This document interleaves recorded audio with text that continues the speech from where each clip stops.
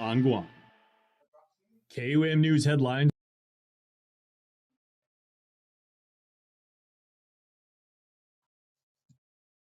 are presented by Calvo's Insurance, protecting Micronesia for 85 years.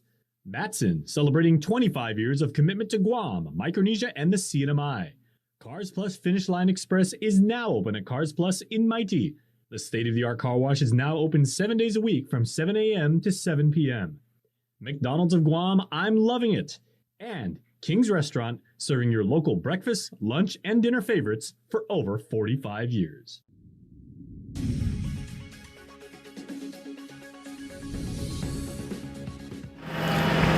Day and good evening. Welcome to KUAM News Primetime. I'm Nick Delgado. And I'm Destiny Cruz. And alongside with us, joining us, our KUAM News team, Atsuki Hirayama and Julian Hernandez. We hope all of you are doing well and staying safe during this recovery period, the aftermath of Typhoon Mawar. Let's get to some of the things that we've been working on out there in the field. First, to a missing swimmer. Two separate searches for two missing swimmers underway following the wrath of Typhoon Mawar. The first one happening here involving an 18-year-old.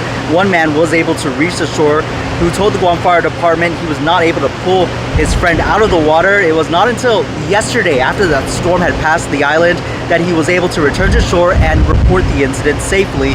Now, units with the Guam Fire Department as well as the Coast Guard responding just after 10 o'clock in the morning yesterday, conducting the shoreline and reef line searches. At first light, units continued their search today in a separate incident, we're told, happened around 5:30 p.m. yesterday as well, down at the Agate Marina Channel for 6 distressed swimmers, all of them men, ages ranging from 16 to 19 years old. The teens swept out by strong currents, and officials saying that 3 were able to make it back to the rocks. The 4th was back to the shore by rescue personnel. However, the 5th man, he was retrieved outside of the reef line, pulseless, breathless. That victim was pulled into the shore. CPR was conducted at the scene, and during the transport to the hospital, the 6th distressed swimmer in the group is still unaccounted for. Again, 2 separate searches happening, one here in Tamuning, the other down in Hagit for swimmers who went missing both during the height of this storm coming past our island here. This is a clear reminder why authorities, both in the military and local authorities, reminding the community, for now, please just stay out of the water. And Destiny, while that rescue mission is ongoing, there was a rescue mission that was successful in Manila. You went and checked out the village, right? Definitely. As the village of Manila continues in its recovery process, we checked out Manila and its residents as they, move all the debris off of their land, as they come together and get all of their water supplies. So let's take a look. Good day, everybody. I'm reporting live from the Manila Mayor's office. As you can see behind us, there are a plethora, a whole line of Manila residents just waiting to get water. Right now, there's outages all over the island regarding water and power, but what we're hearing mostly is that people are really in need of water, basically for flushing, for showering, for cooking. There's so many needs for water. So again, that line is just right behind us, a whole line of people waiting for that water. Now, I just spoke with the Vice Mayor of Manila, and he did say that this water source here in Manila at the Mayor's office is so resilient and never goes out. Well, so we have a water source available for our community here, so we're just encouraging people that if they're in need of water, particularly at least to shower, to flush the toilets, then they're welcome to come by here to the Manila Mayor's office. And we do have, they have to provide their own containers, of course, and we're just facilitating the flow to ensure there's some sort of order here. So they are providing this water source to the entire community, but as of right now, there is an advisory to boil the water because there is contamination. So they have to boil the water for 3 minutes before using it. So again, you have this whole line here in Manila waiting for that water, and if you can see over there, we also have some footage of people filling their buckets and then distributing it out to the people waiting here. So this is what's currently happening in Manila. The water is still out, but again, this water source is available for everybody who needs it. So this is the report for now. I'm Destiny Cruz reporting for KUAM in Manila. Now let's take it over to our Nestor Lecanto, who spoke with the Guam Waterworks Authority to get the very latest. When will we get water restored? All right, thanks, guys. And we are with the General Manager of the Guam Waterworks Authority, Miguel Bordallo. Miguel, can you just give us a quick update where we at in terms of water restoration? We are doing everything we can to get all of our operable water wells back online. We are currently operating at about 45%. We have a number that still need some generators or switch issues to be resolved. And then we have a certain number more that just don't have generators, and we're waiting for island power to be restored in those areas. We are trying to coordinate with GPA to prioritize the circuit or the feeders that that energize our water wells. So we're trying to get those back online. But even if we have increased wells operating, the time to restore the levels in our reservoirs, which were depleted during and in the immediate aftermath of the storm, that's going to take days to get our reservoir levels up. So we will make progress. More people in pockets will come on as the wells pressurize the system, as we get more wells on. But really, in order for things to return to normal, we really have to get more water in all of our reservoirs. And currently, it's just not looking good. It's going to take time to produce the amount of water we need to fill those. So was it generators at the pumping stations that was the main challenge right now? Well, there are some cascading effects. If we don't have sufficient levels in the reservoirs to push water from the north to the south, then some of our booster pump stations can't be operated constantly. When the suction pressure gets too low, we have to turn them off. And at that point, then areas like Jotnia, right after the Pago Bay booster pump station, they will lose pressure. And so it has a cascading effect. Go ahead. So those areas right now without water, then what can their expectation be? Will they be coming on gradually, or are they going to have to wait till, as you say, the reservoirs get filled? Areas without water now will come back gradually, especially in the north, as we activate more wells. People that are further downstream, they depend on the reservoirs to fill up first and then to flow towards the southern end of the system. So when the wells come back on, the customers without water right now that are rely on the wells for pressure, they'll come on. They will see water service resume more quickly as the reservoir levels rise and we get more water that we're able to push through the system. Then central and southern areas will see their water service improve. That's for the north and central systems. The other issue we're facing is we had at one point in the post-storm period, our connections to Navy supplies were terminated. And so we're hoping for that to be restored. We're working on that right now to see if those can be restored, now that I think the Navy has resumed operations at their water treatment plant. That will help the Nimitz Hill area. That will help Agate Santa Rita areas. So we are confident that that'll happen in the shorter term.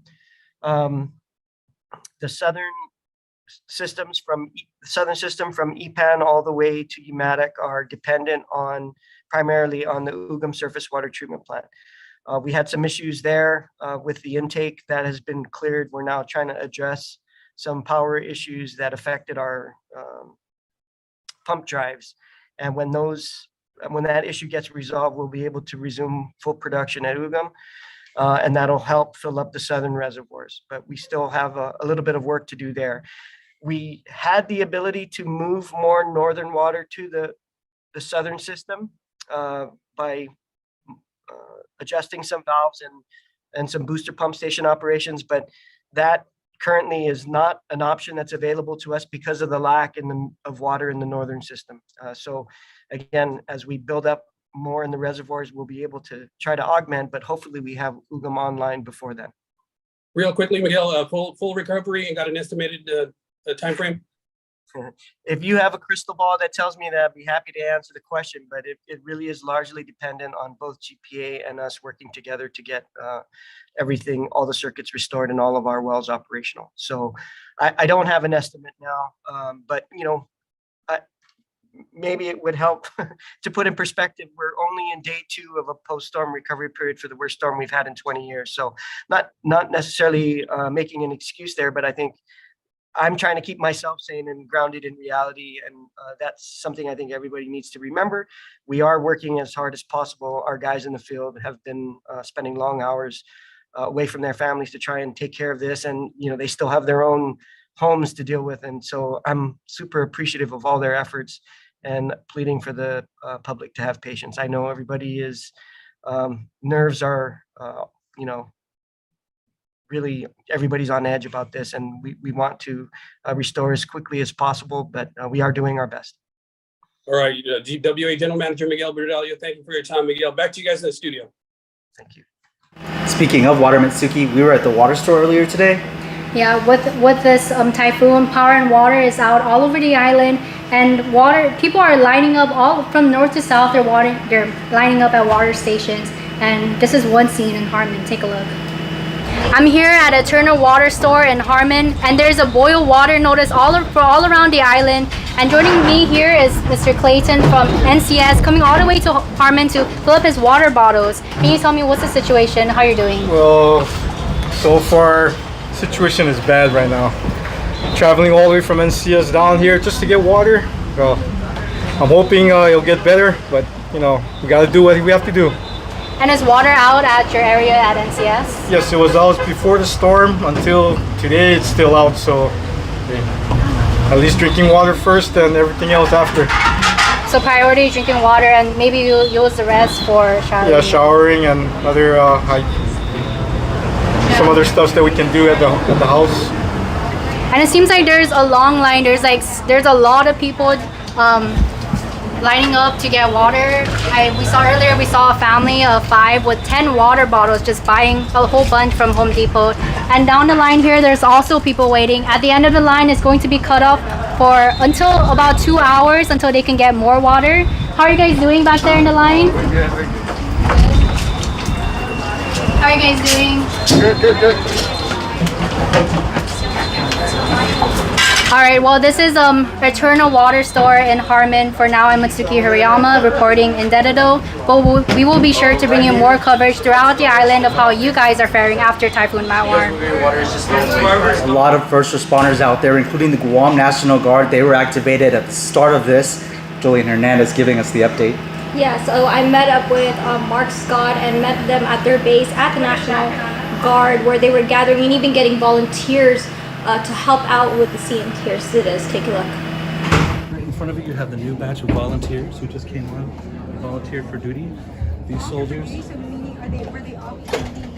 they are National Guard. Yeah, so we're a part-time force. We come in for drill weekend, but in times like this, we can have volunteers come in and volunteer for state active duty to respond. So what you're seeing is the latest batch of soldiers. I think we're up to about 80 total. Soldiers and airmen. We're up to about 80 total. Okay. Okay. So what's going on right now? Are they debriefing? Are they scouting the areas that they're going to go to? Yeah, so we have different sections of the room here. As we said, this is the batch of the new volunteers coming in to work for state active duty. Okay? What they're going to do is receive legal briefs, administrative notes. They're going to get medically cleared, go through all the steps to ensure that they can come on. And once they do, they'll be assigned to one of the jobs that we're doing out there, whether it's the traffic control points. We also have debris clearance, route clearance, and there's also a request for the refugee shelters as well. Right, and there's also I was getting messages of people being stranded or trapped into their own house. Are they also helping out with that as well? So any mission request that comes through, any request for assistance that comes through from the lead agencies of the government of Guam, that's when we look at our force and see if we can support it or not. We haven't seen anything come through yet for taking people out of rubble or anything.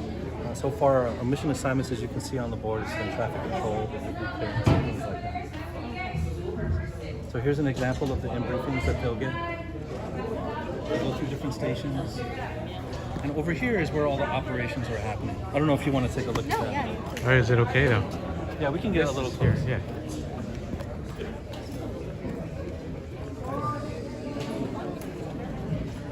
All right, so I think this is pretty good. Yeah. So This is the operations center where they process all of the incoming requests for information. They track the status of each mission and where every one of these volunteers will be going and what they'll be doing. So they'll be coming back to how many, if you don't mind me asking? Like, I know that there's going to be the traffic control as well as getting out the debris out in the island. Right. So is there like a certain number of groups that they'll be sending, like 5? Yeah, so it does depend on the volunteers who come in, but what you're talking about is a troop to task. Because each of these requests for assistance gets assigned a priority. All these troops will be assigned to a task, and that's a part of the job of our operations center. So what other requests have you been getting? Because I know you said so far you haven't had any of the requests for picking out people out of their homes if they're stranded, or what other calls have you gotten so far? Yeah, so up there on the board, I see some security for the shelters. I see the traffic control points. There's a couple RFAs, requests for assistance for generator support. And again, as these RFAs come in, we analyze and see, can we support it? Do we have the generators? Do we have the fuel? There's one up there for an electrician to help out with, I think, a generator in one of the agencies. So this is the process that you're seeing. It's analyzing the requests that come in and matching it with our capabilities to see if we can support it.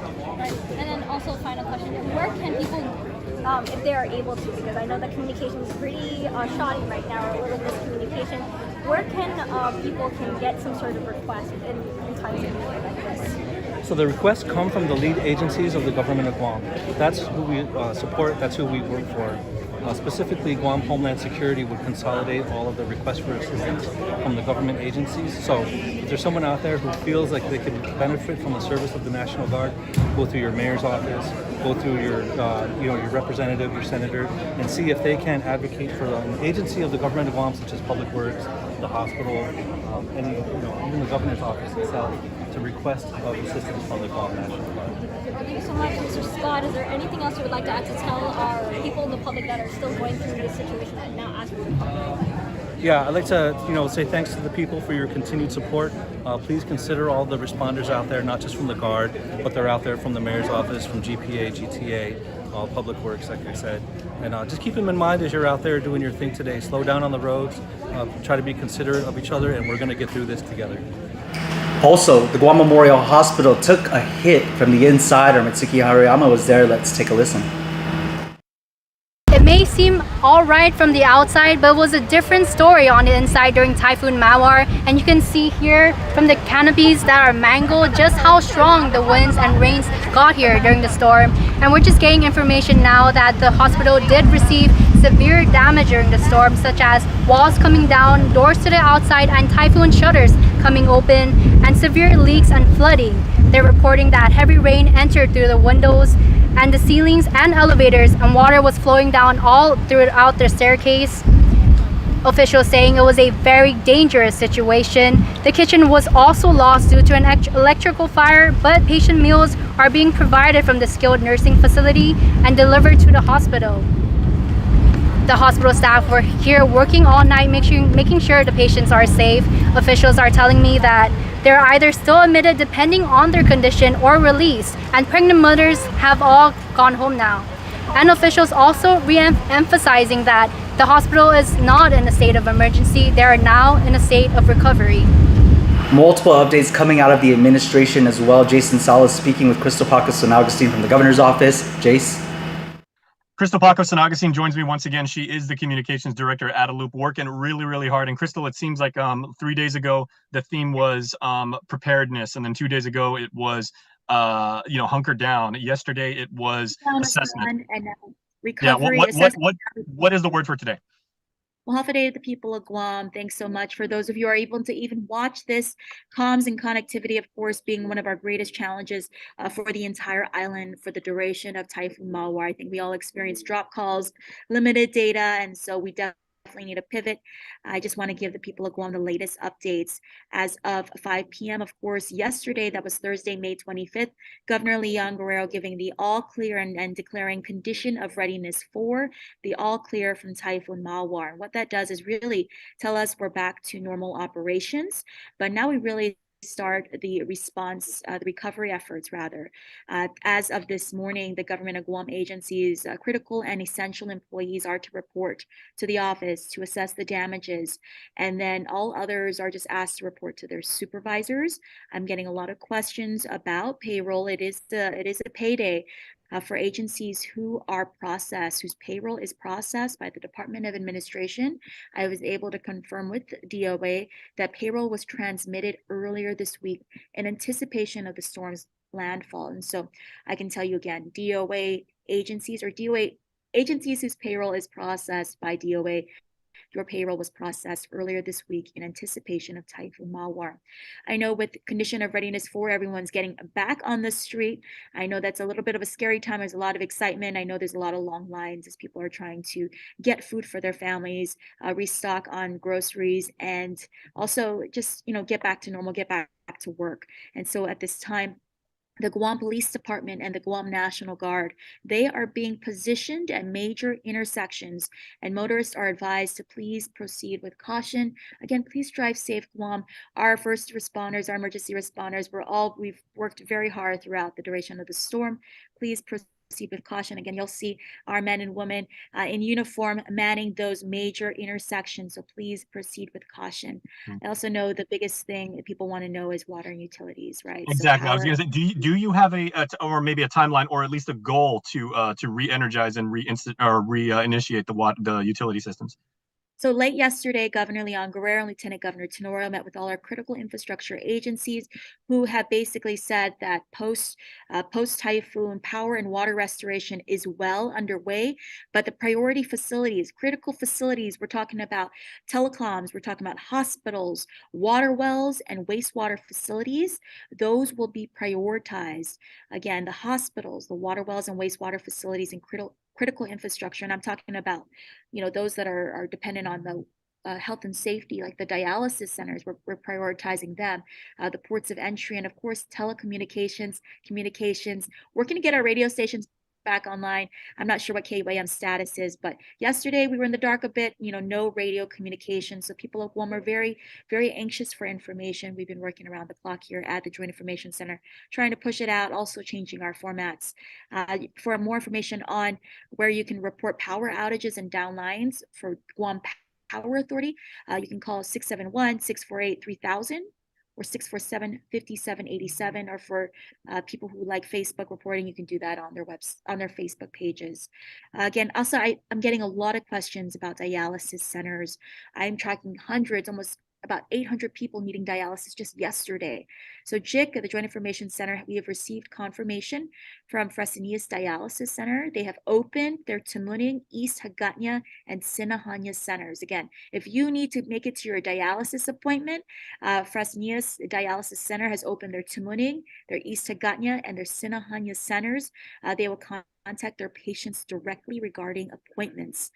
We'll continue to push out information. I think the priority information, of course, power, water, and utilities, of course, and then, banks at supermarkets as people need food. Also forthcoming is what I'm working on is federal aid, is all the FEMA aid, the American Red Cross, those who receive the most destruction. And last but not least, working on that green debris. I know people are assessing the damages to their homes, trying to clean up all the mess. I made my first, I drove home yesterday and I drove to work this morning, and Guam is clear. A lot of green debris. So we'll be reporting on where you can prepare to bring your green debris to. Thank you again. I just want to say to the Mayor's Council of Guam, I think our mayors are taking a brunt of the calls as well, trying to get more information out and to support them so that they can continue to help us and aid us in our recovery and resilience efforts. All right, so a lot of information. And if you're watching this on Facebook, if you're watching on YouTube, you want to recap anything that Crystal just talked about, just scrub back a few seconds. We talked about the dialysis centers, about utilities, about telecoms, and about re-energizing the island's most critical areas first, and then hopefully like at some point, and hopefully very, very soon, your neighborhood. So Crystal, we appreciate it, and keep up the fight over there. We appreciate Thank you so much, Jason team. And we are getting more updates about the airport, and I'm going to read it to you right now. Flights and airport services at AB Wonpat Guam International Airport remains closed. GIAA has completed initial damage inspections, and terminal facility and airfield recovery efforts are underway. And more on that, however, humanitarian and cargo flights are being allowed in, thankfully. The terminal flooding is being prioritized to get the airport's equipment back online, and the airfield is being assessed, and meetings are planned with airlines and other key stakeholders on their operational plans and terminal status. Now, travelers are being asked to contact their respective airlines or the GIAA website for any change in their flight status. Incredible, ladies. You guys saw the images of the flooding as well? Yes. Yes. In the airport, I mean. Yeah. Yeah. It was a lot. It's a lot. Yeah. The water was cascading down the escalators. It was crazy. Yeah. Okay, now let's check further up north to CNMI with an update from our regional correspondent, Tomas Manglonia, how things are going up there. Hey, Tomas. The all clear was given by CNMI Governor Arnold Palacios Thursday night. The mayor of Rota activated the ground response immediately after to clear roads and get help to those in need. We had our government facilities already inspected, and now we're going to move into the residential areas. We are activating personnel to have them undergo training today to fill out forms as part of the individual assistance program under FEMA. Those house-to-house surveys are expected to begin on Sunday to help residents document damages after Typhoon Mawar. Power was restored to the Rota Health Center and nearby residences, but about 800 residents and facilities are still in the dark. Water is restored to the island, but under a boil water advisory. I believe CUC is working hard to send out their samples today to ensure that there's no bacteria that's going to be harmful to our people if they consume the water. CUC says they are monitoring at least 4 water leaks impacting Rota's water pressure and supply. Yes, we are sending 2 bucket trucks and 8 line crew to Rota. We are also sending 3 other, an engineer and surveyor and another technician to help out with the assessment so that we could understand really what we need and therefore plan on how quick we can move. We are also sending an additional 5 water crew, including an engineer and some leak detections to help with the leaks and a couple of guys to help with the repairs. They expect to send support to Guam after Rota is back on the grid.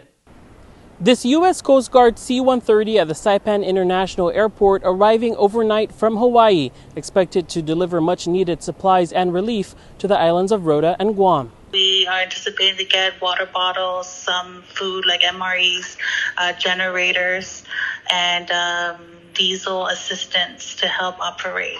We still have people at the shelter right now because they've been displaced. The mayor says the C-130 is expected to arrive on Saturday. As of 8 a.m. Friday, 13 people were still in the Rota shelter seeking help after their homes were damaged by Mawar. But the mayor says their calls for help are being heard as they pick up the pieces. We are just overwhelmed with support and love, and truly we are just very, very thankful and blessed for the support of our neighboring islands. And I ask also for everyone to please join us as we, also express our support to our neighboring island of Guam as they underwent greater damages, and we want to express our love and support to our brothers and sisters on Guam as well. Tomas Manglonia, KUAM News, Saipan. Thanks, Tomas. Now, there was also a video circulating, many of them actually, but one in particular going around the world, pretty viral. Let's take a listen to the woman who filmed it. Typhoon Mawar left quite the wreckage across the island, and that viral video of this Tacoma pickup truck here behind me, just into Muning. Many of you did not miss that. It tumbled over here at the Summer Towers parking lot into Muning, just off Oka Point. Joining me now is the woman who recorded that video, which is playing now across the globe. Morgan Thomas. Hafa Morgan. Hafa Nick.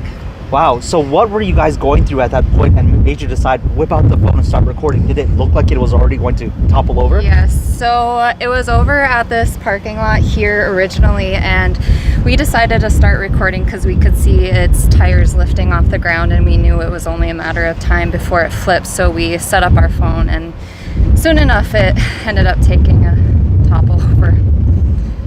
What was your instant reaction? So we actually didn't see it happen. We looked back on the footage because we noticed it was moved over here. It wasn't in the parking lot anymore, and we looked back on the camera, and sure enough we saw it doing flips, and shock, and then soon enough the hood went with it. Wow. And then after that video started circulating and they traced it back to you, yes, that's when you got the call. Yes. The owner, not here, off island for training. Yes, he is off island for training for the Air Force, and to his shock, he is now down a pickup. Yeah, and you guys got the notice, of course, to put your cars at the underground parking here. Yes, so we do have underground parking, but unfortunately, we were not expecting the typhoon to hit, so his car did take a beating. How did you guys do? It looks like the buildings, other cars down the parking lot took a beating as well. Yeah, so there was another car that had flipped. Luckily, our place is pretty intact with minimal flooding, but our neighbors' windows did blow out. We had a friend's patio door fly off. There's actually a window that is not meant to be opened at all that flew out of the building, so we are thankfully pretty lucky. Some flooding too. Yes, just some minimal flooding, minimal damage, but our community is strong and we are holding in there tight. So holding in there tight and holding in there together. Morgan, thank you so much for your time and for the contribution you had here to this community. Thank you, Nick. Thanks. FEMA is also on the ground here in Guam and up in the CNMI to see what they can do to help people in this recovery efforts and get them the help that they need. We will continue to bring you the information on what you need to know to get applied and get all the resources available and the help that's necessary. For now, thank you so much for joining us for this special edition of KUAM News Primetime. I'm Nick Delgado alongside Mitsuki Hirayama, Destiny Cruz, and Julian Hernandez. Be safe, everyone. Good night.